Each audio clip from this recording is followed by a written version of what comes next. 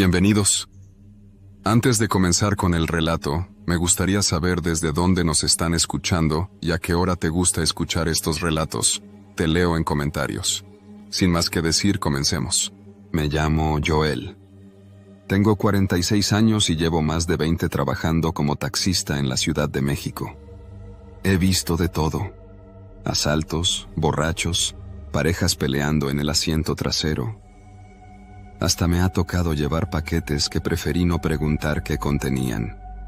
Pero lo que me pasó una madrugada hace unos meses me dejó una marca que todavía no me puedo quitar de encima. Esa noche me tocó turno de madrugada. No me gusta trabajar esas horas porque la gente que sale a esas horas es rara. O están borrachos, o andan en malos pasos, o simplemente traen una vibra que te pone los pelos de punta. Pero el dinero es dinero. Y con la inflación, uno no se puede dar el lujo de decir que no. Eran como las 3:30 cuando me cayó un viaje en la colonia Doctores. No es el mejor lugar para andar solo a esa hora, pero ya estaba por ahí, así que acepté. Me fui por una calle angosta, con los puestos de tianguis ya tapados con lonas sucias y perros callejeros husmeando entre la basura. Al final de la cuadra, vi a mi pasajero. Era un hombre alto, delgado, vestido con pantalón negro y una camisa blanca. No traía chamarra, lo cual me pareció raro porque hacía frío. Estaba parado bajo un poste de luz parpadeante, con la cara medio en sombra.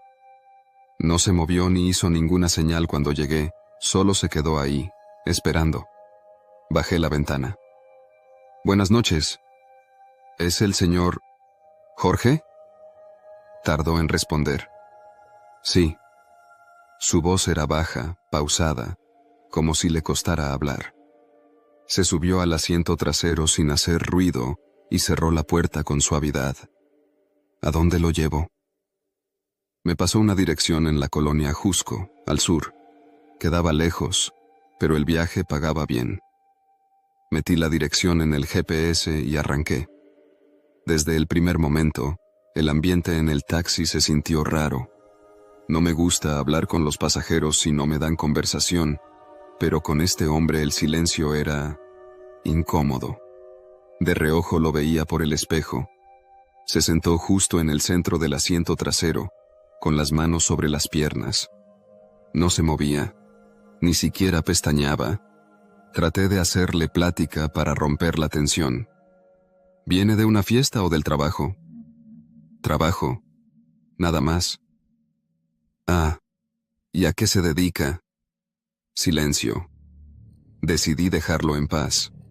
Aceleré un poco para salir lo más rápido posible de la colonia. Conduje por varias calles casi desiertas. Solo se veían uno que otro borracho caminando tambaleándose y patrullas estacionadas con las luces apagadas. A cada semáforo rojo, revisaba al pasajero por el retrovisor. No se movía ni un centímetro. Pero lo peor fue cuando pasamos por debajo de un puente en Tlalpan. Por alguna razón, sentí la necesidad de mirarlo directamente, y ahí fue cuando me di cuenta. No era que no parpadeara, es que no tenía párpados. Sus ojos eran grandes, abiertos de par en par, como si estuvieran pegados en una expresión eterna de sorpresa. La piel alrededor estaba tersa, sin arrugas, sin pliegues, como si fuera una máscara. Un escalofrío me recorrió la espalda. Me obligué a mirar al frente. No podía perder la calma. A lo mejor me estaba sugestionando. Tal vez tenía alguna condición médica. Pero no, algo no estaba bien. Y entonces noté otra cosa. No respiraba. No se escuchaba el sonido típico de una persona respirando en un espacio cerrado. Nada. El miedo me apretó el pecho. Traté de concentrarme en manejar, pero cada vez que revisaba el espejo, esos ojos seguían fijos en mí. Ni un solo pestañeo. Aceleré. Me urgía llegar a la dirección, sacarlo del taxi y olvidarme de esto. Pero entonces habló. «No mire el espejo». Su voz sonó más firme. El estómago se me hizo nudo. No respondí, solo seguí conduciendo. No mire el espejo, repitió. Esta vez, su tono fue más bajo, más amenazante. No podía ignorarlo. ¿Por qué? No contestó. Seguimos avanzando por Periférico. Ya faltaba poco para la dirección. El ambiente dentro del taxi se volvió denso, casi irrespirable. Intenté no mirar el retrovisor, pero era imposible. Cada tanto, mis ojos volvían a él, y cada vez que lo hacía, me parecía que los ojos del pasajero estaban más abiertos, como si me estuvieran devorando. Hasta que, en un momento, entendí. No me estaba diciendo que no lo mirara a él, me estaba diciendo que no mirara atrás de él. No quería hacerlo, pero el miedo me traicionó. Moví el espejo, solo un poco, y vi. Algo se asomaba detrás de su cabeza, algo que no debería estar ahí, un bulto oscuro, moviéndose. Un segundo después, desapareció. Casi freno en seco. Mis manos sudaban. Mis piernas temblaban sobre los pedales. Ya falta poco, dije, con la voz quebrada. Él no respondió. Cuando llegamos a la supuesta dirección, me encontré con un terreno baldío. Solo había un lote con maleza alta y una barda grafiteada. Aquí es, dijo él. No me atrevía a voltear. Señor, aquí no hay nada. Silencio. Solo sentía su presencia, justo detrás de mí. Aquí es. No iba a discutir. Solo quería que se bajara. Desbloqueé las puertas. Él no se movió. Abra la cajuela. No traía equipaje. El miedo se convirtió en pánico. No traía nada, señor. Abra la cajuela. Mi mano tembló al jalar la palanca. Él salió sin hacer ruido. Esperé. Conté los segundos en mi cabeza. 10. 20. 30. Nada. Volteé lentamente. No había nadie. La cajuela estaba abierta. Vacía. No esperé más. Pisé el acelerador y salí de ahí. Minutos después, mi celular sonó. Número desconocido. No contesté. Al día siguiente, revisé la aplicación. El viaje no aparecía en mi historial, como si nunca hubiera existido. Pero yo sé que fue real, porque desde entonces, cada que manejo de noche, siento que alguien me mira desde el asiento trasero. Los días siguientes no dormí bien. Cualquier ruido me despertaba, y cuando lograba conciliar el sueño, soñaba con el tipo de los ojos abiertos, sentado en mi taxi, mirándome.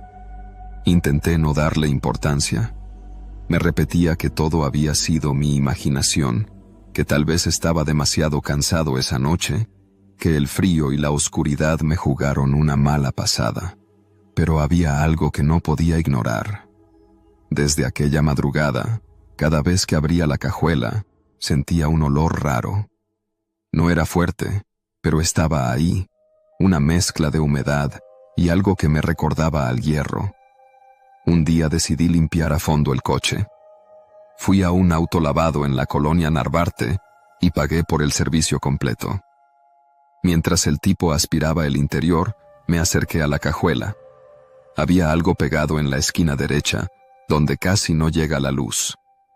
Me agaché y pasé los dedos. Era una mancha oscura, como si algo húmedo se hubiera secado ahí. Un mal presentimiento me apretó el pecho. Pedí una cubeta con agua y tallé con un trapo. La mancha se diluyó poco a poco, pero no desapareció del todo. Cuando terminé, me quedé viendo la cajuela abierta. Algo había estado ahí, algo que yo no vi. Unas noches después, cuando ya estaba en casa, el celular sonó otra vez. Mismo número desconocido. No contesté, pero esta vez dejaron un mensaje de voz. Esperé unos segundos antes de abrirlo. Puse el teléfono en mi oreja. No se escuchaba nada al principio. Solo un silencio largo. Luego, un sonido bajo, irregular, como una respiración, pero no del todo humana. Se me congeló la sangre. Borré el mensaje de inmediato. Me repetí que era una broma, que alguien me estaba jugando con la mente. Pero algo dentro de mí sabía que no era así. Apagué el celular y traté de dormir. No pude. Una semana después, mientras esperaba un viaje en Coyoacán, abrí las noticias en el teléfono para matar el tiempo. Una nota me llamó la atención. Hallan cuerpo en baldío de la colonia Ajusco. Mi corazón dio un brinco. Abrí la noticia. El artículo decía que unos vecinos habían reportado un olor fuerte en un terreno baldío. Las autoridades encontraron el cuerpo de un hombre, en avanzado estado de descomposición. No identificaban aún a la víctima. Sentí un vacío en el estómago. Ese era el mismo baldío donde había dejado al pasajero. Y lo peor no era eso. Lo peor fue la última línea del artículo. Testigos aseguran que días antes del hallazgo, vieron a un hombre rondando la zona, con los ojos muy abiertos. Esa misma noche, decidí que ya no trabajaría de madrugada. Pero aún tenía un último viaje que hacer. Era casi la 1 cuando recogí a una señora en la colonia del Valle. Ella se subió adelante, y eso me tranquilizó un poco. Manejé en silencio. En un semáforo en rojo, sin pensarlo, miré el espejo retrovisor. Por un instante, juro que vi algo en el asiento trasero. No era la señora. Era él. Pero cuando parpadeé, ya no había nada. No volteé. No respiré. Solo seguí manejando. Esa fue la última vez que trabajé de noche. Y desde entonces, cada que miro un espejo, tengo miedo de que, tarde o temprano, lo vuelva a ver.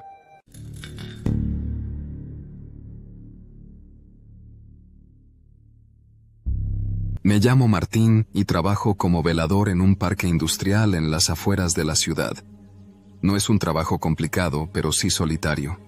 Paso las noches haciendo rondines entre las naves industriales, revisando que todo esté en orden. No hay mucho que vigilar. La mayoría de las fábricas cierran a las 6 de la tarde y solo quedan unas cuantas luces encendidas en las casetas de seguridad. El parque está rodeado de terrenos baldíos y caminos de terracería. Durante el día, los tráileres y empleados llenan el lugar de ruido, pero en la noche todo cambia. A partir de las 10, solo quedamos los otros veladores y yo, cada quien en su área. Nos comunicamos por radio de vez en cuando, aunque rara vez hay algo que reportar. O eso creía. Llevo en este trabajo 1 año y, aunque siempre he sentido que hay algo raro en este lugar, nunca le había dado importancia. Uno se acostumbra a los sonidos de la noche, el viento que sacude las láminas, el aullido de los perros lejanos, el crujir del suelo bajo los pasos de algún tlacuache. Pero en los últimos meses, algo ha cambiado. No sé cómo explicarlo, pero hay momentos en los que siento que alguien me está viendo. No hablo de los compañeros, ni de algún vagabundo que haya logrado colarse. Es algo más profundo. Todo comenzó con detalles pequeños. Sombras que parecían moverse en mi visión periférica. Ruidos en las bodegas que deberían estar vacías. Puertas que aparecían entreabiertas cuando yo mismo las había cerrado. Pensé que era mi imaginación, o simplemente el cansancio acumulado de tantas noches de desvelo. Pero luego vino el silbido. La primera vez que lo escuché fue cerca de las 2 de la mañana, en un pasillo largo entre 2 fábricas. Era un silbido bajo, como el que hace alguien que intenta llamar la atención sin ser demasiado obvio. Me giré de inmediato con la lámpara en alto, pero no había nadie. Revisé el área con calma, convencido de que era algún bromista, tal vez uno de los otros veladores. pero no había rastro de nadie. Durante las siguientes noches, el silbido volvió, siempre a la misma hora, siempre con el mismo tono. A veces sonaba lejos, otras parecía venir de detrás de mí. Hablé con el otro velador, Hugo, que cubría el turno en la zona más cercana a la entrada del parque. Le pregunté si había visto algo raro. Nada, me respondió, con un tono de voz que no me convenció del todo. ¿Por qué? Le conté lo del silbido. En lugar de reírse o decirme que estaba loco, desvió la mirada y se quedó callado. Tú también lo has oído, ¿verdad? Le solté, sin rodeos. Tardó en responder. Sí, pero no es lo único raro que pasa aquí. Hugo me contó que, algunas noches, había visto figuras moviéndose entre las fábricas. Al principio pensó que eran ladrones intentando robar material, pero nunca encontró señales de que alguien hubiera forzado las puertas o roto candados. Lo peor era que, cuando intentaba acercarse, las figuras desaparecían en la oscuridad, como si se esfumaran en el aire. Es gente, dijo con firmeza, pero no son como nosotros. No supe qué responder. A partir de esa noche, me volví más cuidadoso. Hacía mis rondines con el radio en la mano y la lámpara bien sujeta. Pero lo que pasó después me hizo desear nunca haber aceptado este trabajo. Era una noche sin luna, el cielo cubierto de nubes. La luz de las farolas apenas alumbraba el suelo. Pasaba por la parte trasera de una de las bodegas más grandes cuando vi algo que me heló la sangre. A unos 10 metros de mí, entre dos contenedores, una figura estaba de pie. No se movía, no hacía ruido. La iluminé con la lámpara. Era un hombre, o al menos eso parecía. Su cuerpo era alargado, más de lo normal, y su piel tenía un tono extraño, como si no reflejara la luz correctamente. Intenté hablarle, pero no respondió. Di un paso hacia atrás y, en ese instante, se movió. No caminó, no corrió. Se deslizó en la oscuridad como si el suelo no existiera. No sé cómo logré mantenerme en pie. El miedo me paralizó por unos segundos antes de que pudiera reaccionar.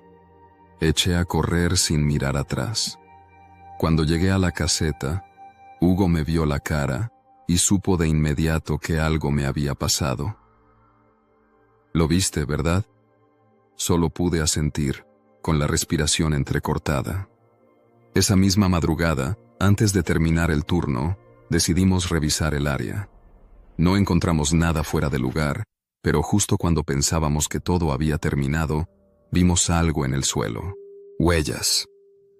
Pero no eran de zapatos ni de botas. Eran marcas largas y profundas, como si algo hubiera arrastrado los pies o las manos por el suelo. No pudimos dormir al día siguiente. Cuando hablamos con el supervisor del parque, nos dijo que no era la primera vez que alguien reportaba cosas raras en la noche. Pero mientras no haya robos ni daños, no podemos hacer nada, respondió, con la indiferencia de alguien que prefiere no meterse en problemas. Seguí trabajando ahí unas semanas más, pero cada noche el miedo crecía. El silbido se hizo más frecuente y las figuras aparecían más cerca. Hugo y yo intentamos no hablar del tema, pero ambos sabíamos que algo nos acechaba. La noche en que decidí renunciar fue la peor. Eran casi las 3 de la mañana. Caminaba por el mismo pasillo donde escuché el primer silbido, cuando sentí un escalofrío inexplicable. La lámpara parpadeó y por un segundo, la luz se apagó. Cuando volvió a encenderse, lo vi. Estaba frente a mí, a menos de 1 metro de distancia. Sus ojos no tenían reflejo, eran pozos oscuros, vacíos. No grité. No tuve tiempo, solo corrí. No me detuve hasta llegar a la entrada del parque, donde Hugo ya estaba esperándome. Vámonos, le dije, sin dar explicaciones. Y así lo hicimos. Nunca regresé. Hugo tampoco. Desde entonces, cada vez que paso por ese parque industrial, evito mirar hacia adentro. No quiero saber si siguen ahí. No quiero que me vean otra vez. Hugo y yo dejamos el trabajo sin dar explicaciones. El supervisor nos llamó varias veces, pero no respondimos. Nos depositaron los días trabajados y dimos el asunto por cerrado. Durante las primeras semanas, sentí alivio. Creí que, al alejarme de ese lugar, la sensación de ser observado desaparecería. Pero no fue así. Las primeras noches después de renunciar, tuve pesadillas. Soñaba con pasillos interminables entre naves industriales, donde las luces parpadeaban y una sombra larga se deslizaba detrás de mí. Despertaba empapado en sudor, con la imagen de aquellos ojos vacíos aún grabada en mi mente. Hugo también tenía problemas para dormir. Nos llamábamos de vez en cuando, pero ninguno quería hablar demasiado del tema. Solo nos asegurábamos de que el otro estuviera bien. Pero entonces, algo pasó. Una noche, alrededor de las 2 de la mañana, mi celular vibró. Era un mensaje de Hugo. ¿Estás despierto? Sí. ¿Qué pasó? Lo que me respondió me dejó helado. Lo vi en la calle. Mi primera reacción fue pensar que estaba soñando. Me senté en la cama y le llamé de inmediato. ¿Dónde? Pregunté en cuanto respondió. En la esquina de mi casa. Estaba parado bajo el poste de luz. ¿Estás seguro? No sé cómo explicarlo, Martín. Pero era él. Lo mismo que vimos esa noche. Me quedé en silencio. ¿Sigue ahí? No. Desapareció en cuanto lo vi. Pero no me lo imaginé, te lo juro. No supe qué decirle. Nos quedamos en la línea unos minutos, hasta que se calmó un poco. Le dije que tratara de dormir y que nos veríamos al día siguiente. Cuando colgué, revisé el reloj. Las 2:13 a.m. A la misma hora en la que solía escuchar el silbido en el parque. Un escalofrío me recorrió el cuerpo. Desde aquella llamada, mi vida no volvió a la normalidad. Durante el día, todo parecía estar bien. Pero cuando caía la noche, la sensación volvía. No importaba si estaba en mi casa, en la calle o en la tienda de la esquina. Siempre sentía que alguien me miraba. No quería sonar paranoico, pero algo me decía que no me había librado de lo que sea que habitaba en ese parque industrial. Y entonces, una noche, lo confirmé. Eran casi las 3 de la mañana cuando me desperté sin razón aparente. El departamento donde vivía en ese tiempo era pequeño, con una ventana que daba a la calle. Desde mi cama, podía ver las sombras de los postes de luz proyectadas en la pared. Pero esa noche, había algo más. Una silueta se dibujaba contra la cortina. Era alta, delgada, inmóvil. Mi corazón comenzó a latir con fuerza. Tomé el celular con manos temblorosas y abrí la cámara. Pensé en tomar una foto, pero en cuanto enfoqué la ventana, la silueta desapareció. Me levanté de golpe y corrí a la ventana. No había nadie en la calle. No dormí el resto de la noche. A la mañana siguiente, le conté a Hugo. Su respuesta me hizo sentir aún peor. A mí también me pasó. Sabía que no podía seguir así. Tenía que entender qué estaba pasando. Durante días, busqué información sobre el parque industrial. Pregunté en la colonia más cercana, a los trabajadores que aún laboraban ahí. Incluso revisé registros viejos en Internet. Lo que encontré no me dio tranquilidad. Antes de ser un parque industrial, ese terreno había sido un vertedero ilegal. Durante años, la gente arrojaba ahí todo tipo de desperdicios, incluyendo restos de animales y, según rumores, también de personas. Hubo historias de desapariciones en los 80s y 90s. Trabajadores del lugar decían que, Cuando comenzaron la construcción de las fábricas, encontraron huesos. Pero en lugar de hacer algo, simplemente los enterraron de nuevo y pavimentaron encima. Nadie quiso hablar mucho al respecto, pero había un detalle en común en todos los relatos que escuché: la sensación de ser observado. Desde que el parque industrial se inauguró, varios veladores habían renunciado sin dar explicaciones. Los pocos que se quedaron preferían no hablar del tema. Unos meses después, encontré un nuevo trabajo en una bodega del otro lado de la ciudad. El miedo seguía ahí, pero poco a poco empecé a sentirme más seguro. Hasta que una noche, mientras volvía a casa, lo vi por última vez. Caminaba por una calle poco transitada cuando sentí un escalofrío. Levanté la mirada, y ahí estaba. A unos metros, bajo un poste de luz, inmóvil, mirándome. No esperé a que se moviera, corrí sin mirar atrás. No sé cuánto tiempo estuve corriendo. Solo recuerdo que, cuando llegué a casa, cerré la puerta con seguro y me quedé sentado en el suelo, con el corazón latiéndome en los oídos. Desde esa noche, ya no lo volví a ver. Pero aún hay momentos en los que, al caminar de noche, siento que algo me observa desde la oscuridad, y aunque trato de convencerme de que ya pasó, en el fondo sé que no es verdad. Porque hay cosas que no te dejan ir tan fácilmente, y lo que vive en la oscuridad nunca olvida a quienes lo han visto.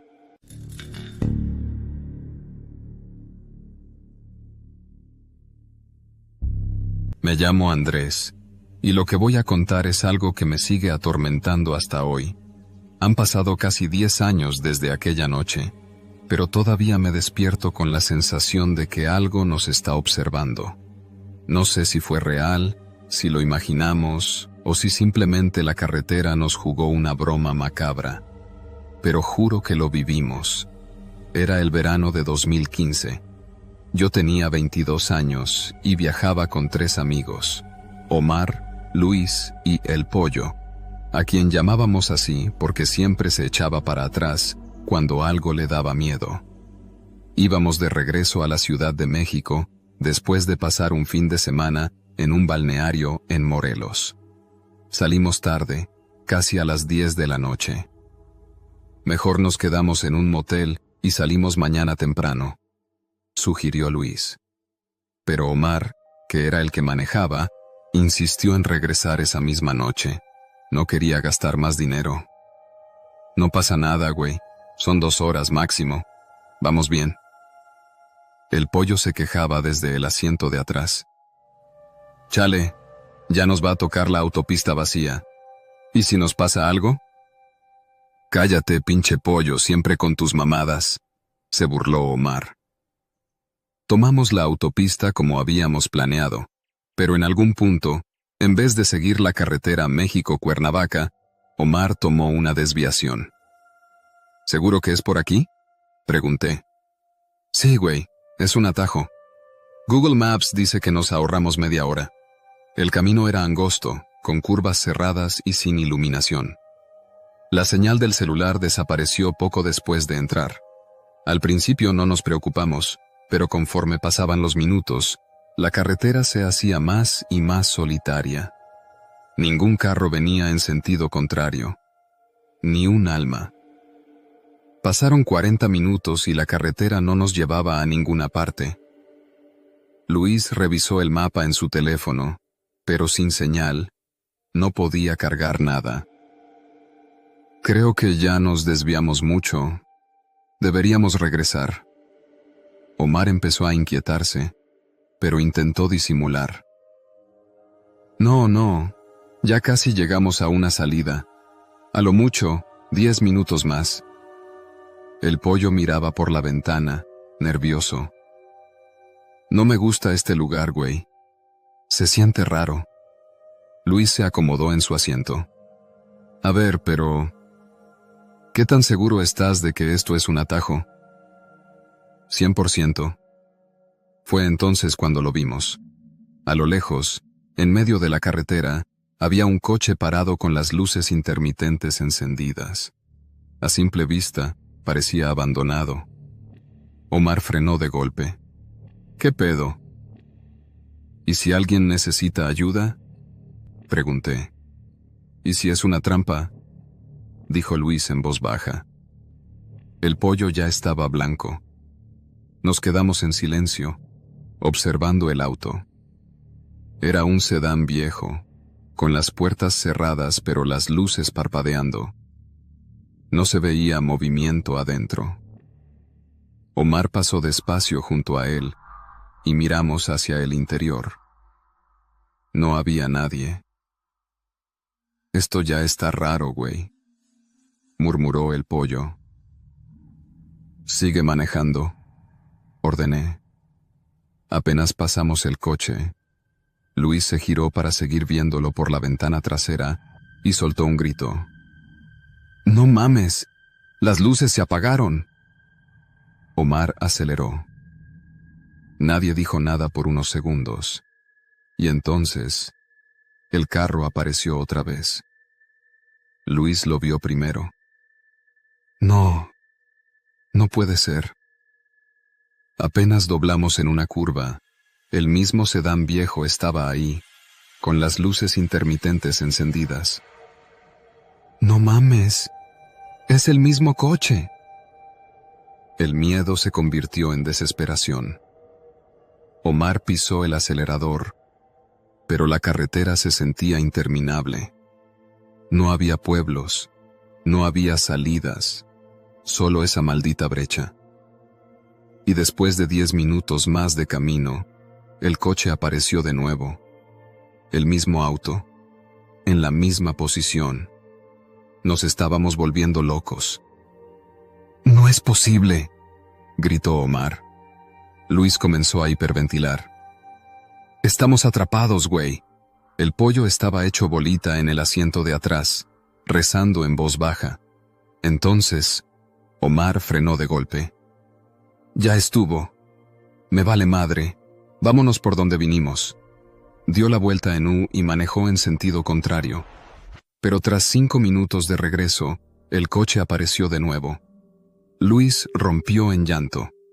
«No puede ser. No puede ser». Yo traté de pensar con lógica, pero mi mente estaba nublada por el terror. Algo no tenía sentido. El pollo miró su teléfono con desesperación. «Güey, la hora...». Todos miramos nuestros celulares. Marcaban las 3:12 am. Habían pasado más de 2 horas desde que tomamos la desviación, pero el reloj apenas se había movido.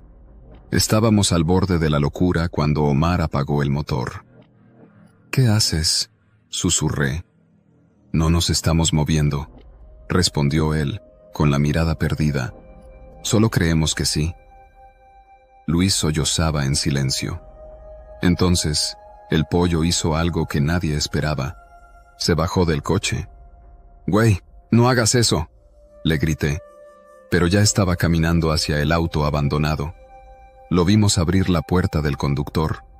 Dentro, no había nadie. Pero al instante en que lo hizo, el sonido de un claxon desgarrador rompió el silencio. Luis y yo gritamos. Omar encendió el coche y, sin pensarlo, aceleró hacia adelante. El pollo corrió detrás de nosotros y se subió de un brinco. «¡Nos vamos a morir aquí, güey!», lloró. Entonces, sin ninguna explicación, la carretera cambió. Aparecieron los señalamientos, las líneas en el pavimento, y, de pronto, vimos una salida hacia la autopista principal. Nadie dijo nada. Tomamos la salida, y en cuestión de minutos, regresamos a la autopista México-Cuernavaca. Ya no había rastro de la otra carretera. Era como si nunca hubiera existido. Nunca hablamos de eso otra vez. Luis se mudó de ciudad. Omar dejó de manejar de noche. El pollo se alejó de todos. Pero lo más extraño pasó meses después. Un día, por pura curiosidad, busqué la carretera en Google Maps. No había ninguna desviación en la zona donde Omar supuestamente la tomó. La carretera nunca estuvo ahí. O tal vez solo estuvo para nosotros. Pasaron los años y poco a poco aprendimos a vivir con el recuerdo de aquella noche. Nos alejamos, cada uno por su lado, sin volver a mencionar lo que pasó. Pero en 2022, algo cambió. Recibí un mensaje de Luis. Luis. Güey, encontré algo que tienes que ver. Nos citamos en un café en la colonia del Valle. Al verlo, noté que había adelgazado bastante. Tenía ojeras marcadas y una expresión que no le conocía antes. ¿Todo bien?, pregunté. Luis negó con la cabeza. Sacó su celular, abrió la galería y me mostró una serie de capturas de pantalla de Google Maps. Mira esto. Las imágenes mostraban la carretera México-Cuernavaca, pero en una de ellas, en una actualización de hace un par de meses, se veía una desviación que antes no estaba. Una entrada angosta, sin señalización, que se perdía entre la maleza. Me recorrió un escalofrío. No puede ser. Sí, güey, esa es. Luis deslizó el dedo en la pantalla hasta mostrar la vista satelital. Ahí estaba la brecha, pero lo raro era que solo avanzaba un par de kilómetros antes de desaparecer. Como si la tierra simplemente la hubiera tragado. No hay registro de que sea una carretera oficial, susurró Luis. Busqué en archivos del INEGI, en foros de transporte. Nada. Es como si solo existiera cuando alguien la toma. Mi estómago se revolvió. No me jodas, Luis. ¿Qué quieres hacer? Necesito volver. No mames. ¿Para qué? Luis se inclinó hacia adelante, susurrando con urgencia. Porque no somos los únicos que la han visto. Me mostró más capturas. Eran comentarios en Reddit, en un foro de exploración urbana. Tomé un atajo en Morelos y terminé en un camino que nunca se acababa. Vi un auto con luces intermitentes. Y después, la misma escena se repitió una y otra vez. Alguien más ha estado ahí, ¿verdad? Mi piel se erizó. ¿De dónde sacaste esto? Lo encontré hace un mes. He estado investigando. Y quiero ver hasta dónde llega esto. Estás loco, güey. Luis me miró con intensidad. ¿Omar no te dijo nada? ¿De qué hablas? Luis sacó otro teléfono de su mochila. Me mandó esto hace 3 días. Reprodujo un audio de WhatsApp. La voz de Omar sonaba extraña, nerviosa. Luis, algo está mal. No sé cómo explicarlo. Ayer soñé con la carretera, pero en el sueño, cuando pasábamos junto al coche abandonado, había alguien dentro. Vi su cara, y era yo, pero estaba muerto. El audio terminaba en un silencio pesado. Tragué saliva. ¿Fuiste a verlo? Le marqué, pero su número ya no existe. Luis insistió en que volviéramos a buscar la carretera. Se obsesionó con la idea de que tenía que entender lo que nos había pasado. Yo me negué. No supe más de él hasta meses después, cuando me llamaron para decirme que había desaparecido. Su familia reportó que salió de casa un viernes por la noche y nunca volvió. Su coche fue encontrado abandonado en la autopista, cerca de donde supuestamente tomamos la desviación aquella vez. Nunca hallaron su cuerpo. Omar también desapareció poco después. Su mamá me dijo que un día simplemente no volvió del trabajo.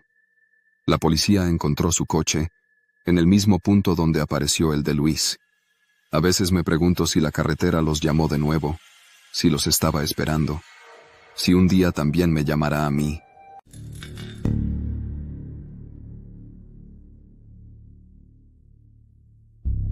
Me llamo Carlos y trabajo en una gasolinera a las afueras de la ciudad.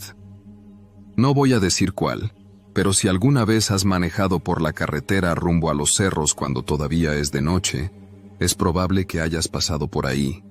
Es una de esas estaciones solitarias, donde los únicos ruidos son el viento y el zumbido de los focos. Trabajo el turno de la madrugada, de 11 de la noche a 7 de la mañana. No es el mejor horario, pero paga bien y no hay mucho que hacer. La mayoría de las veces solo vienen traileros y taxistas que paran a cargar gasolina o a comprar café en la tiendita.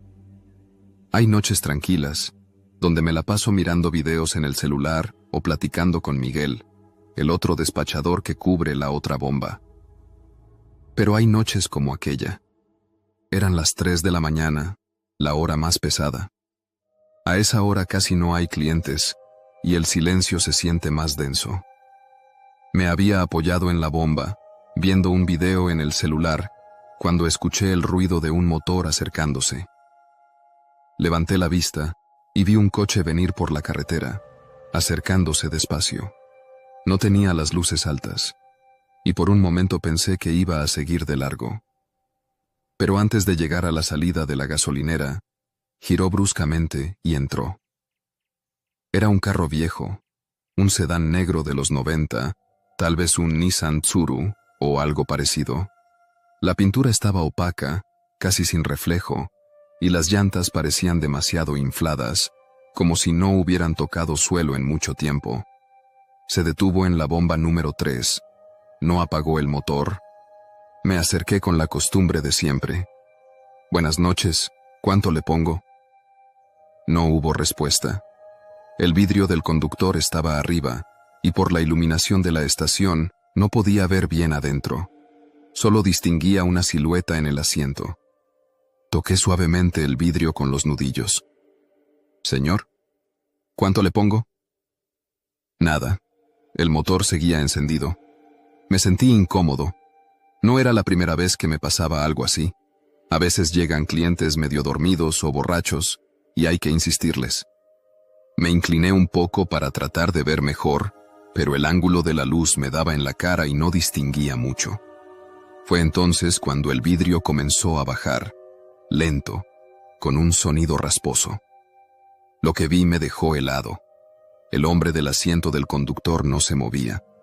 Estaba ahí, mirando al frente, como si ni siquiera se hubiera dado cuenta de que había bajado la ventana. Llevaba una camisa blanca y un saco negro gastado.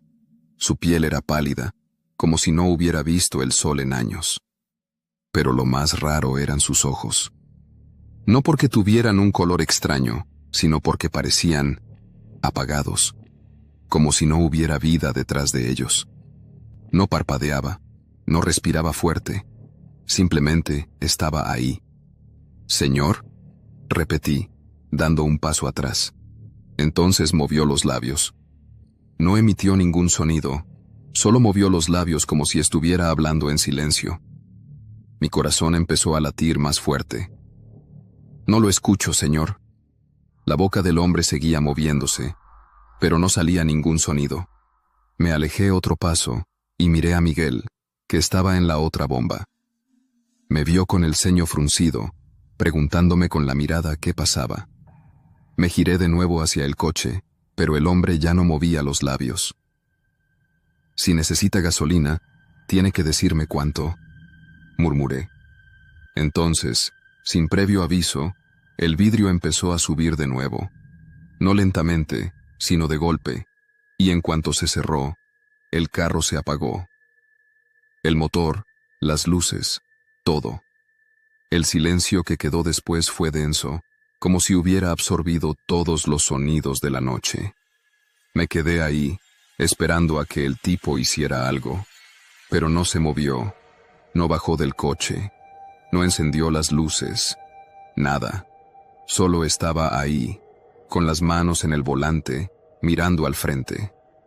Un escalofrío, no, una sensación rara, me recorrió el cuerpo. Traté de razonar la situación. Tal vez era un loco. Tal vez alguien jugando una broma. Tal vez algo más. Fui hasta la tienda para avisarle al vigilante, don Chuy, un señor de unos 60 años que se pasaba la noche viendo televisión en la cabina de seguridad. «Oiga, hay un tipo raro en la bomba 3», le dije. Don Chuy se levantó con su habitual lentitud y miró por la ventana hacia la gasolinera, pero la bomba 3 estaba vacía. Salí de inmediato. El coche ya no estaba. Ni encendiendo mi vista hacia la carretera podía ver sus luces traseras alejándose. Simplemente había desaparecido. Miguel también lo notó. Se acercó a mí con cara de confundido. «Güey, ¿y el carro?» «No sé. No escuchamos el motor arrancar. No lo vimos salir. Simplemente se esfumó. No supe qué decir. La cámara de seguridad apuntaba hacia esa bomba. Le pedí a Don Chuy que revisara las grabaciones. Y lo hizo. Vimos la cinta. Ahí estaba yo, acercándome a la bomba 3. Pero no había ningún carro, nadie, ni rastro de luces, ni sombra, nada. Solo yo, parado ahí, hablándole a la nada. Y en un momento, alejándome como si algo me hubiera asustado, sentí un vacío en el estómago. Miguel me vio con una mezcla de miedo y burla. «¿Estás bien, cabrón?» No respondí. La noche siguió y no volvió a pasar nada raro. Pero nunca volví a pararme en la bomba 3 después de las 3 de la mañana. Nunca.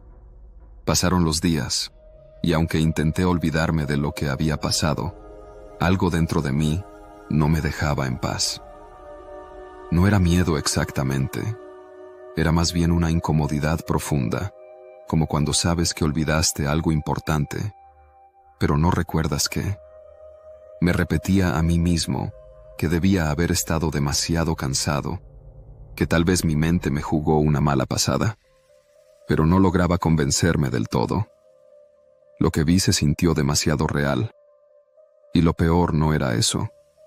Lo peor era que, desde aquella noche, sentía que algo me observaba. No era una paranoia fuerte, pero cuando estaba solo en la estación, especialmente en la madrugada, tenía la sensación de que alguien me miraba desde la carretera o desde los espejos de los coches cuando los limpiaba.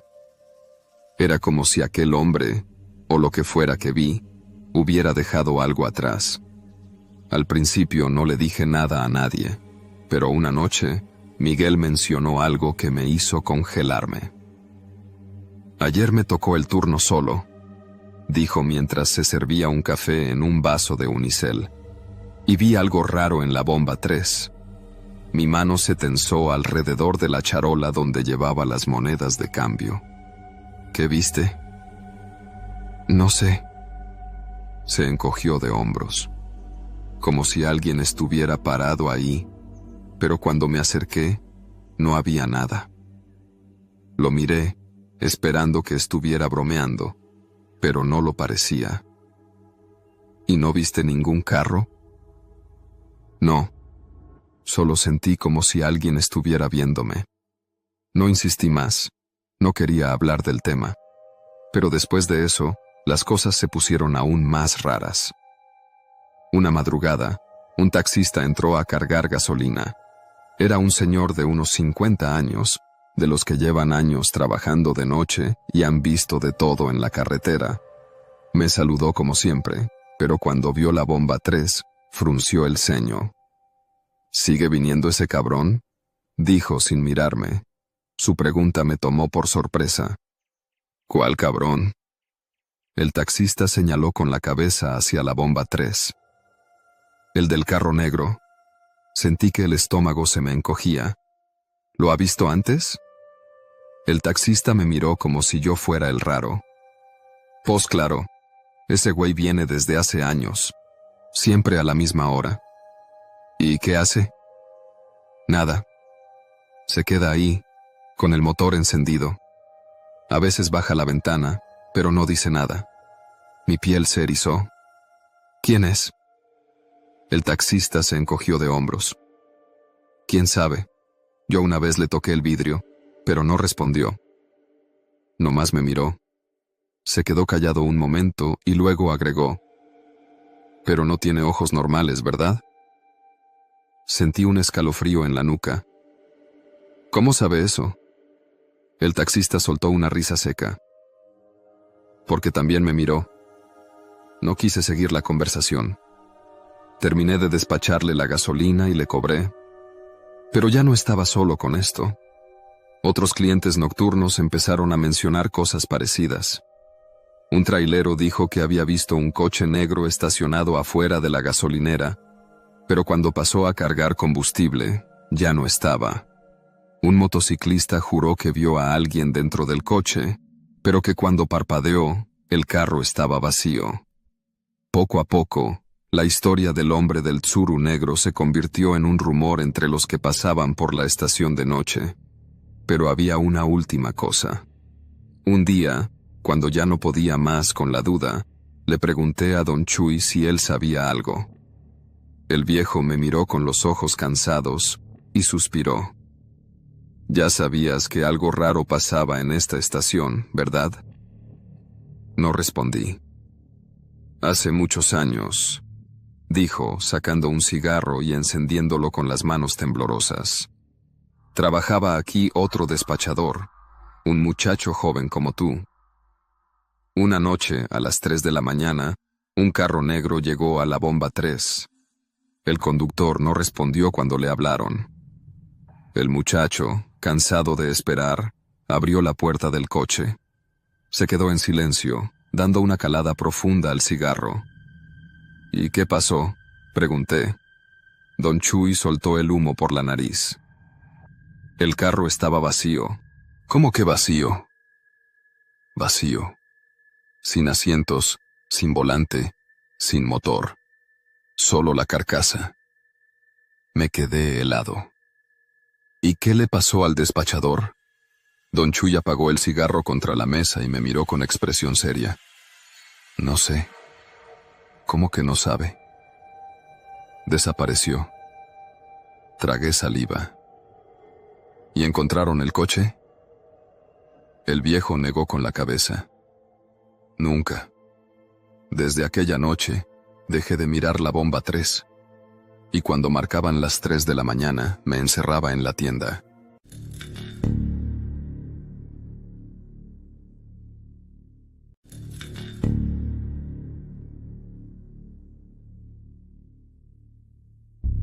Bienvenidos.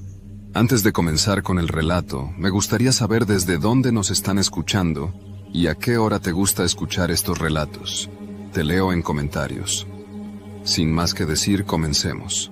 Me llamo Carlos. Durante casi 10 años trabajé como vigilante nocturno, cuidando bodegas, terrenos baldíos y edificios en ruinas. No era un trabajo complicado, pero tampoco era para cualquiera. La soledad, el frío, la humedad y los ruidos extraños se volvían parte de la rutina. Con el tiempo, aprendes a ignorarlos, o al menos a no dejar que te dominen. Pero lo que me pasó en la vieja fábrica de textiles, eso no se olvida.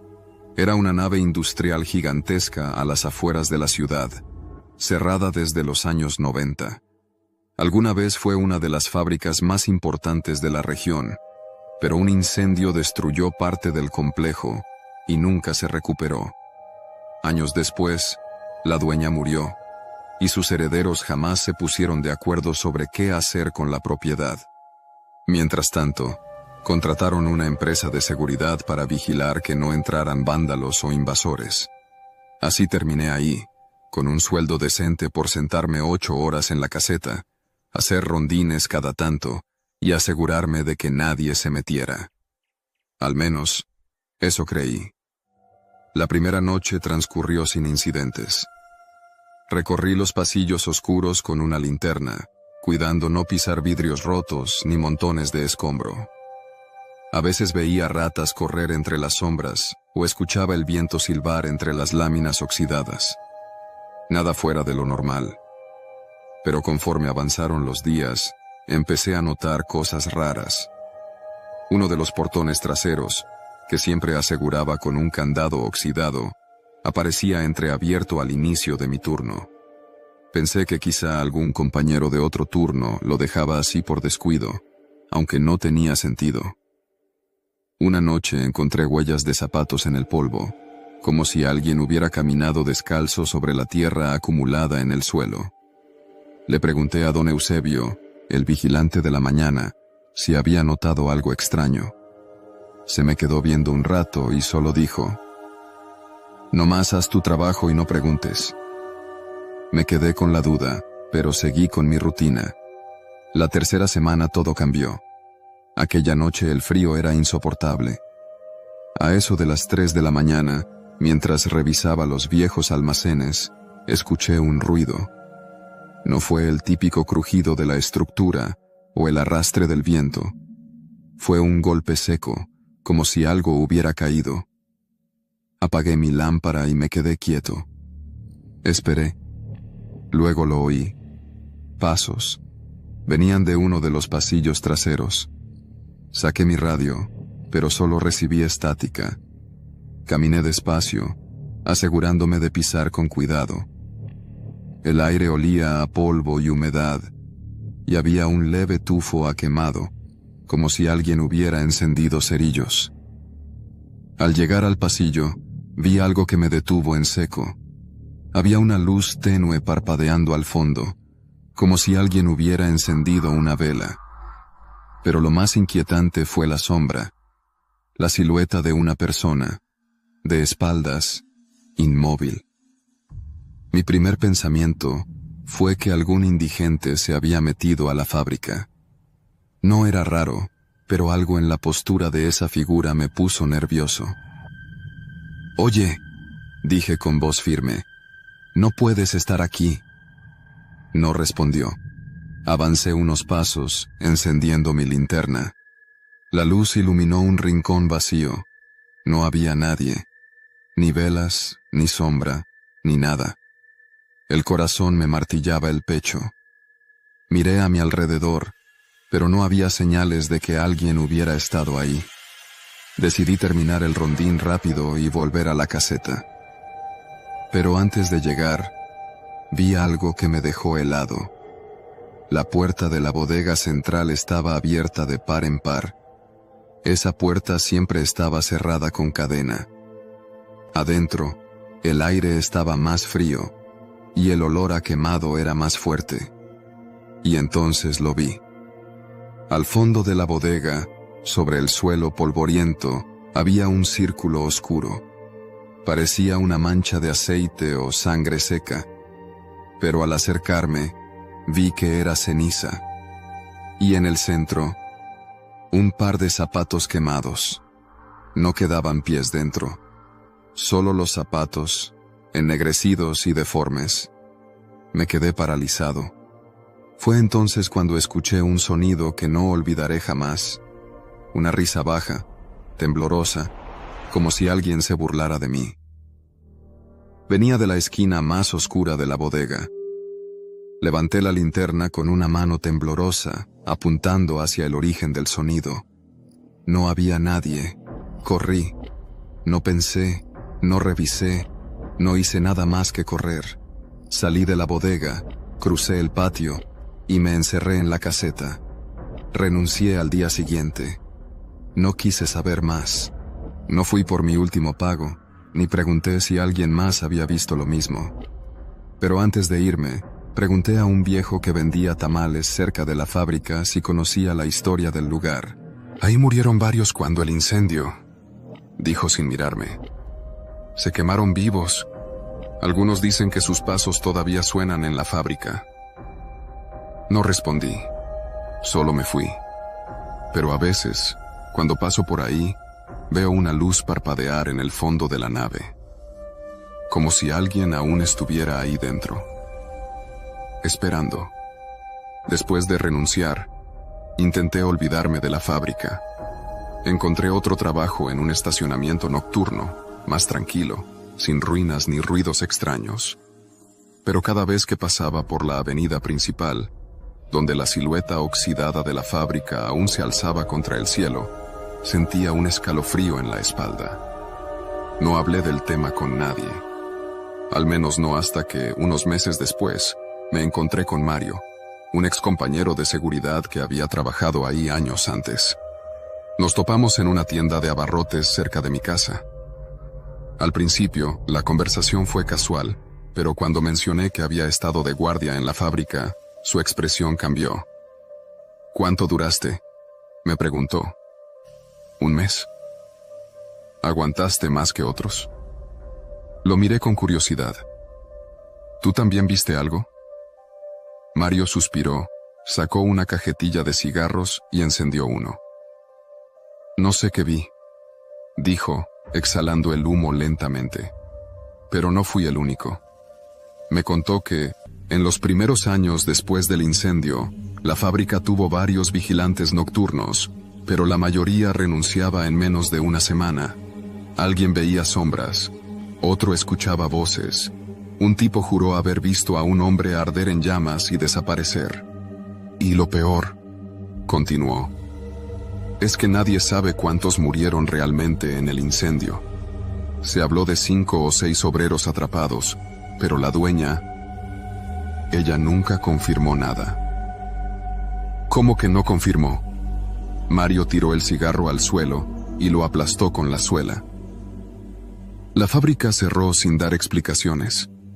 No hubo indemnizaciones, no hubo funerales, solo cerraron las puertas y dejaron que todo se pudriera. Me quedé en silencio. Algo en su tono me hizo sentir que aún no me decía todo. Pero lo raro, dijo al final, es que cuando el ayuntamiento trató de hacer un censo del lugar años después, encontraron registros de más empleados de los que figuraban en la nómina oficial. ¿Y eso qué significa? Mario me miró serio. Que puede haber más muertos de los que se sabe. Esa conversación me dejó inquieto. Durante días, no podía sacarme de la cabeza la imagen de los zapatos quemados, el olor a ceniza, la risa en la oscuridad. Y cometí un error. Regresé a la fábrica. No era mi turno. No era mi responsabilidad. Pero algo en mi interior me decía que tenía que ir una última vez. Era medianoche cuando llegué. La fábrica seguía igual, abandonada, silenciosa. Salté la reja trasera y me deslicé por la bodega central. El aire dentro estaba helado, y el mismo olor a quemado impregnaba el ambiente. Avancé con cautela. No tardé en encontrarlo. Los zapatos seguían ahí. Pero esta vez, había algo más. Una pila de ceniza, más grande que antes. Y sobre ella, una libreta chamuscada. La recogí con manos temblorosas. Las páginas estaban carbonizadas, pero aún se podía leer algo. Era un diario, de un trabajador. No había nombres, solo fechas y notas rápidas. Mencionaba problemas en la fábrica, accidentes, equipos defectuosos, y luego, los últimos registros. Nos obligaron a quedarnos después del turno. El capataz cerró las puertas por órdenes de arriba. Hay humo, pero dicen que es controlado. No nos dejan salir. No nos dejan salir. No nos dejan salir. Las últimas palabras estaban garabateadas con desesperación. Algo cayó detrás de mí. Un sonido seco. Me giré. No había nadie. Pero sentí algo. Una presencia. No esperé a más. Dejé la libreta en su sitio y salí corriendo. Esa fue la última vez que puse un pie en la fábrica. Un año después, fue demolida. En su lugar construyeron un centro comercial. Pero a veces, cuando paso por ahí, en los estacionamientos subterráneos, en los pasillos silenciosos, todavía huelo humo.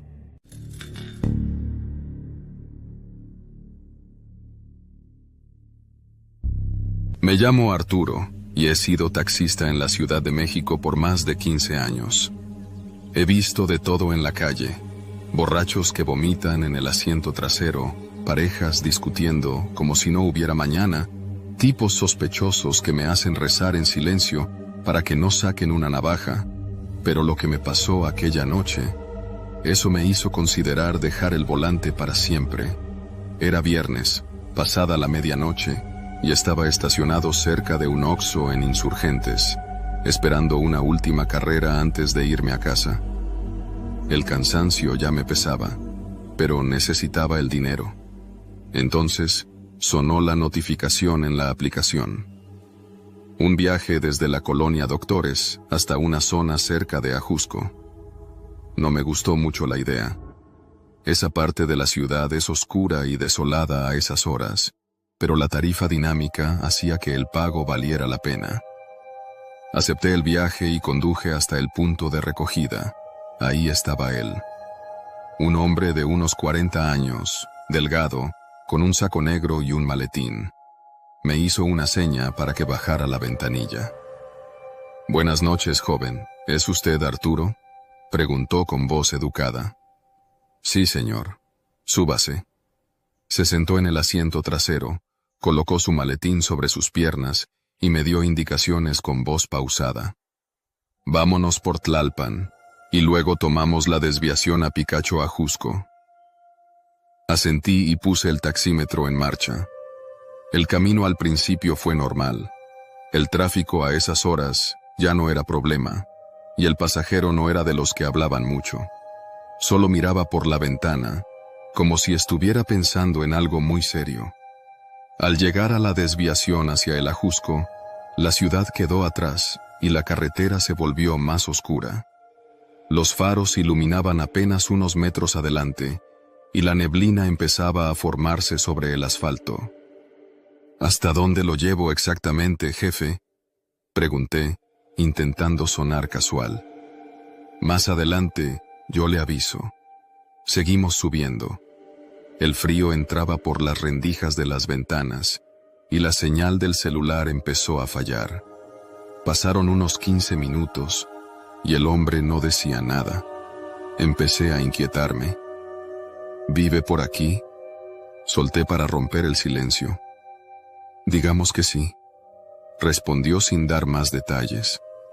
De pronto, señaló un camino de terracería a la derecha. «Entre por ahí», dudé. La calle no tenía luz y se veía en mal estado. «¿Seguro, jefe? Es que...». «Sí. Solo un poco más adelante». Me tragué la incomodidad y giré el volante. Los neumáticos crujieron sobre la grava mientras avanzábamos por el camino estrecho. A los lados, solo había árboles altos que se mecían con el viento. Después de unos minutos, el hombre habló de nuevo. «Deténgase aquí», lo hice. Apagué el motor y volteé. «Son 250, jefe». El hombre sacó la cartera con calma. «Claro, pero antes de pagarle, ¿puede hacerme un favor?». Tragué saliva. «Depende». Me extendió un billete de 500 pesos. «Es fácil. Solo ayúdeme a bajar algo del maletero». Me tensé. Mi instinto me gritó que me fuera de ahí. «No creo que pueda, jefe. Tengo la espalda». «No tardará ni un minuto», dijo sin apartar la mirada. Por un momento, pensé en arrancar el carro y largarme. Pero 500 pesos eran 500 pesos. Salí, dando la vuelta para abrir la cajuela. Mi corazón latía rápido. Cuando la levanté, vi una caja de madera. Parecía pesada. «Ayúdeme a bajarla», ordenó el hombre, que ahora estaba de pie junto a mí. No quería hacerlo. Algo me decía que dentro de esa caja había algo que no debía ver, pero mis manos, casi por inercia, tocaron la madera. El aire se volvió denso. Un olor extraño, metálico, salió de la caja. «¿Qué es esto?», pregunté sintiendo un escalofrío en la nuca. El hombre sonrió. «Solo bájela», negué con la cabeza. «No, señor». «¿Qué hay aquí?». Él suspiró, metió la mano en su saco y sacó algo que brilló bajo la luna. Un cuchillo. «Mejor bájala». Mi cuerpo se paralizó. El frío del Ajusco se sintió aún más helado. Mi mente entró en pánico. Tenía dos opciones: hacerle caso o intentar escapar. Mis manos sudaban. Calculé la distancia hasta la puerta del coche. Tal vez, si me movía rápido. Entonces, un sonido nos interrumpió. Un motor acercándose. Los faros de otro carro iluminaron la escena. El hombre guardó el cuchillo en un segundo y dio un paso atrás. La camioneta se detuvo junto a nosotros. La ventana del conductor bajó y un tipo de gorra nos miró. ¿Todo bien, patrón? El hombre junto a mí se relajó. Sí, todo en orden. El tipo de la camioneta asintió, pero me lanzó una mirada dura. Mejor ya váyase, amigo. No tiene nada que hacer aquí. No lo dudé. Cerré la cajuela de golpe, rodeé el coche y me subí de inmediato. Arranqué sin esperar el pago y regresé por el mismo camino de terracería a toda velocidad. El retrovisor me mostró la silueta de los dos hombres junto a la caja. Uno de ellos me miraba. No supe qué había dentro de esa caja, pero algo me decía que era mejor no saberlo. Cuando llegué de nuevo a la carretera principal, sentí que podía respirar otra vez. Nunca denuncié nada. ¿Qué iba a decir? ¿Que un hombre me pidió bajar una caja sospechosa en medio de la nada? Nadie me creería. Desde entonces, no vuelvo a aceptar viajes hacia el Ajusco de noche. No paré hasta llegar a la ciudad. Cuando vi los primeros postes de luz y casas con gente despierta, sentí que volvía a la vida. Pero no bajé la velocidad. No me sentía seguro hasta estar lejos de ese camino. Terminé en una gasolinera de Tlalpan. Me estacioné a un lado, respirando hondo. Miré mis manos en el volante. Temblaban. ¿Todo bien, amigo?, me preguntó un despachador al acercarse. Sí. Dame 100 de Magna. Mientras cargaban gasolina, revisé el teléfono. No tenía señal hasta ese momento. Abrí la aplicación del taxi y busqué el historial de viajes. El nombre del pasajero aparecía como usuario, sin foto, sin datos, como si nunca hubiera existido. Eso no era raro. Algunos clientes desactivaban su información por privacidad, pero ahora eso solo hacía que todo se sintiera peor. Cuando terminé, pagué rápido y seguí manejando. No quería irme directo a casa. Necesitaba tiempo para calmarme. Me fui al paradero de Taxqueña, donde a esa hora siempre había taxis estacionados. Algunos compañeros estaban afuera de sus coches, tomando café de un carrito ambulante. Me bajé y me acerqué. ¿Qué pasó, Arturo? Te ves pálido, dijo el güero, un taxista veterano. Pedí un café y me senté en una de las banquetas. Nada, güey. Solo que acabo de hacer un viaje bien raro. ¿A dónde? Al Ajusco. Varios me voltearon a ver.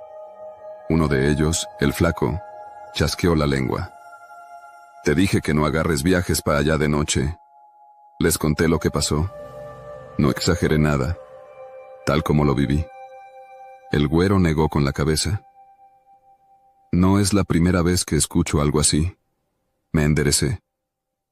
¿Cómo? Varias veces han querido llevarme para allá con rutas raras. Gente bien vestida, siempre con maletas, cajas, cosas así. Otro taxista, don Toño, encendió un cigarro y habló con voz pausada. Hace años, un compa de aquí recogió a un pasajero en San Ángel. Lo llevaron pa' un rancho en el Ajusco. Le pagaron bien, pero luego lo hicieron esperar mientras bajaban mercancía del coche. Dijo que vio tambos con quién sabe qué adentro, y que no olían bien. ¿Y qué hizo?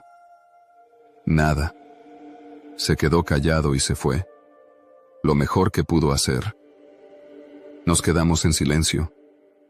No era un secreto que en las orillas de la ciudad pasaban cosas turbias.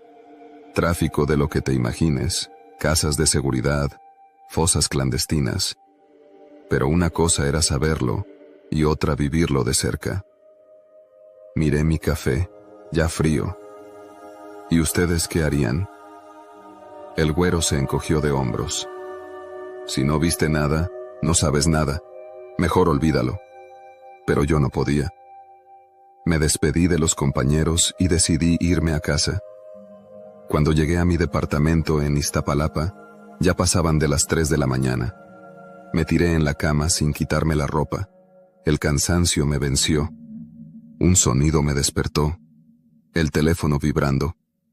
Lo tomé con los ojos aún pesados. Número desconocido. Deslicé para contestar, confundido. ¿Bueno? Silencio. ¿Quién habla? Nada. Solo un leve ruido, como el viento. Si esto es una broma, chinguen a su madre. Colgué. Me quedé viendo la pantalla unos segundos. 11:54 AM. No le di más vueltas. Seguramente era un error o alguien marcando al azar. Me giré en la cama y cerré los ojos.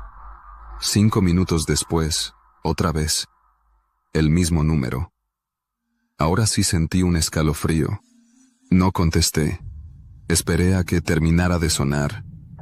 Cuando el teléfono se quedó en silencio, abrí WhatsApp. Busqué el número. No tenía foto. No tenía nombre. Pero el mensaje de estado sí tenía algo escrito. No debiste irte así. Sentí un nudo en el estómago. Bloqueé el número de inmediato. Apagué el celular y me obligué a dormir. No volví a recibir llamadas extrañas. Pero durante una semana sentí que alguien me seguía. Siempre que manejaba, veía un coche negro en el retrovisor. No hacía nada raro, solo estaba ahí. Si doblaba en una calle, doblaba también. Si me estacionaba, pasaba lento. Pero cuando trataba de ver la placa o reconocer al conductor, se perdía entre el tráfico. No le conté a nadie. No quería parecer paranoico. Hasta que un día, el coche desapareció. Ya no recibí llamadas. La vida siguió. Volví a tomar pasajes como siempre, pero con más cuidado. Nunca más acepté viajes a la Jusco de noche. Y si alguien subía con una caja o maleta sospechosa, cancelaba el viaje sin pensarlo. Han pasado 2 años desde aquella noche. No sé qué pasó con ese hombre, ni con la caja, ni con el tipo de la camioneta. Pero algo me dice que, esa noche, estuve a punto de convertirme en una historia más de las que nadie cree hasta que les pasa.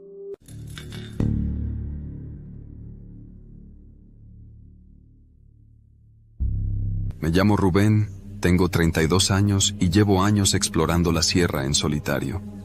Me gusta la tranquilidad del monte, alejarme de la ciudad y pasar noches bajo el cielo abierto. Nunca me ha dado miedo la naturaleza, aunque sé que no es un juego. He visto huellas frescas de pumas, escuchado el aullido lejano de coyotes y hasta me he topado con serpientes de cascabel. Pero lo que viví aquella vez, eso fue distinto. Aquella ocasión decidí acampar en la Sierra de Arteaga, en Coahuila. Había estado ahí un par de veces antes, pero nunca en esa área en particular. Me habían hablado de un sitio más profundo, donde casi nadie iba, con una vista espectacular al amanecer. No había senderos marcados, ni caminos para vehículos, así que tuve que caminar unas 4 horas desde donde dejé mi camioneta. Llegué por la tarde, justo cuando el sol comenzaba a teñir de naranja las copas de los pinos. Encontré un claro entre los árboles, lo suficientemente amplio para mi tienda y cerca de un arroyo de agua cristalina. No había señales de otros campistas, ni fogatas recientes ni basura. Perfecto. Monté mi campamento, recogí algo de leña y cuando la noche cayó, encendí una fogata.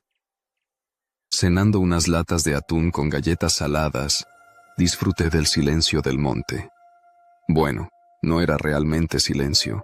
Se oían los grillos, el murmullo del agua y, de vez en cuando, el crujido de alguna rama lejana, probablemente un venado o algún animal nocturno.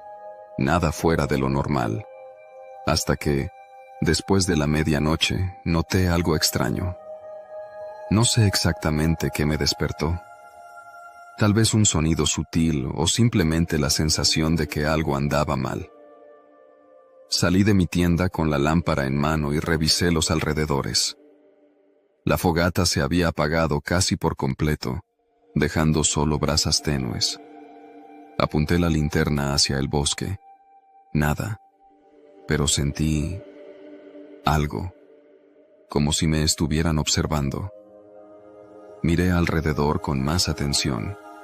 Los árboles se alzaban imponentes, sus sombras alargadas y moviéndose con el viento. Entonces lo escuché. Un susurro, no un sonido del bosque, no el viento. Era un murmullo bajo, casi imperceptible, como si alguien estuviera hablando muy, muy despacio. Un escalofrío. No un escalofrío. Una sensación de alerta recorrió mi cuerpo. Me quedé inmóvil, tratando de localizar la dirección del sonido. Nada. Esperé un poco más. La linterna en alto, la respiración contenida. Pero no pasó nada. Tal vez estoy imaginando cosas, pensé. Era fácil confundirse en la oscuridad. Regresé a mi tienda, pero tardé en dormirme. Me quedé atento a cualquier ruido, cualquier señal de que algo andaba mal. Entonces, justo cuando estaba por quedarme dormido, lo escuché de nuevo. Más cerca. Salí de la tienda de golpe, iluminando todo a mi alrededor con la linterna. Nada, pero ahora estaba seguro de que lo había oído. Decidí hacer algo que nunca hacía. Rodear mi campamento para asegurarme de que no hubiera nadie más ahí.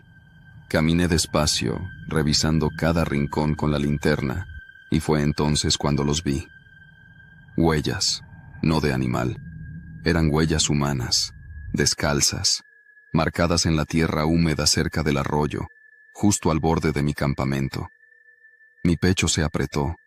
Alguien había estado ahí, en la oscuridad, descalzo. Y lo peor, las huellas no estaban cuando llegué. Retrocedí lentamente hasta mi tienda, asegurándome de no dar la espalda al bosque. Entré y cerré bien la cremallera. Saqué mi navaja y me quedé sentado, con la linterna apagada, escuchando. Nada, pero no podía dormir. Por la mañana, revisé las huellas otra vez. Eran más de las que había visto en la noche, como si alguien, o varios, hubieran estado rondando mientras dormía. No lo pensé dos veces. Recogí todo lo más rápido que pude, guardé mi equipo y emprendí el regreso. Pero algo me hizo detenerme. A unos metros de donde había dormido, encontré algo que no estaba la noche anterior. Un círculo de piedras. En el centro, un pequeño bulto envuelto en hojas secas. Me acerqué con cautela y lo empujé con un palo. Era un pájaro muerto. Su cuerpo estaba abierto, con las entrañas expuestas. El mensaje era claro. Alguien había estado ahí. Y no querían que me quedara. No corrí, pero caminé a paso firme, sin detenerme. Cada tanto volteaba, asegurándome de que no me seguían. Pero algo me decía que sí. Nunca vi a nadie. No escuché más susurros ni pisadas, pero podía sentirlo. La misma sensación que me despertó en la noche. Cuando finalmente llegué a la camioneta, lancé mi mochila en la parte trasera, subí y cerré con seguro. Respiré hondo, tratando de calmarme. Antes de arrancar, miré por última vez al sendero. Y lo vi. A lo lejos, entre los árboles. Una silueta, inmóvil, observándome. No esperé más. Encendí la camioneta y salí de ahí sin mirar atrás. No sé quién o qué era. Pudo haber sido un ermitaño, algún grupo de personas viviendo en la sierra, o algo peor. Nunca lo reporté a las autoridades, porque, ¿qué iba a decir? ¿Que escuché susurros y vi huellas? No he vuelto a acampar en ese lugar. ni pienso hacerlo, pero a veces, cuando salgo de campamento a otros sitios, en medio de la noche, aún creo escuchar aquellos susurros. Pasaron los días, pero la sensación de que algo no estaba bien no desapareció. No hablé de lo que pasó con nadie al principio, pero mi mente volvía constantemente a esa noche en la sierra. Después de unos días sin poder sacármelo de la cabeza, decidí contarle a un amigo, Ernesto, que era guardaparques en otra zona de Coahuila. Nos conocíamos desde la universidad y confiaba en él. Cuando terminé de relatarle lo sucedido, se quedó callado un momento. Luego, con el ceño fruncido, me hizo algunas preguntas. ¿Dices que las huellas eran descalzas? Sí. ¿Y el círculo de piedras con el animal muerto? Sí. Suspiró y se pasó una mano por la cara. Mira, no te voy a decir que sea algo sobrenatural, pero en las sierras hay cosas raras. No me refiero a fantasmas ni nada de eso, sino a gente. Hay zonas donde no deberías meterte solo. ¿Gente? ¿Qué tipo de gente?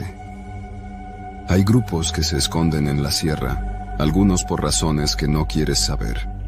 También hay personas que han vivido tanto tiempo aisladas que ya no piensan como tú y como yo. He escuchado historias de campistas que encuentran rastros similares a los tuyos. Algunos se van sin problemas, otros desaparecen. No supe qué responder. Lo que decía tenía sentido. ¿Crees que alguien me estaba acechando? No lo creo, lo sé. Alguien te estuvo observando. Y si dejaron un mensaje tan claro, significa que no querían que volvieras. Su respuesta me dejó inquieto. Me recomendó que no volviera solo a ese lugar y, si alguna vez encontraba algo similar en otro sitio, me retirara de inmediato. Esa noche dormí inquieto. Después de hablar con Ernesto, intenté no pensar en el tema. Volví a mis rutinas y después de algunas semanas decidí hacer otro viaje, esta vez a una zona más concurrida. No quería que mi miedo me alejara de lo que más disfrutaba. Fui a la Sierra de Santiago, en Nuevo León, un lugar con más senderistas y campistas. Me sentí seguro sabiendo que no estaba completamente solo.